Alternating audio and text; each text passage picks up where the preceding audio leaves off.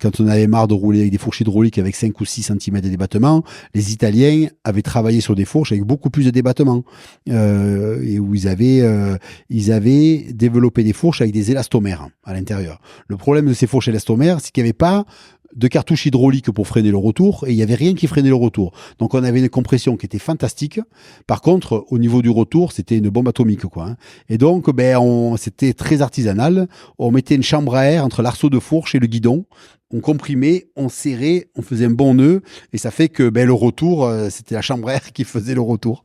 Ouais, c'était. Mais bon, à l'époque, on faisait 3 descentes et on passait 3 heures à bricoler le vélo sur le parking, démonter les fourches, graisser les tiges qui étaient au milieu des élastomères. Il y a tout qui se dévissait, il fallait rechecker. C'était vraiment le début. Quand je vois maintenant qu'un vélo DH, on arrive en bas, on met un coup de G, on graisse un peu, on le pose et puis le lendemain, on peut aller re-rider. À l'époque, c'était impensable, impossible.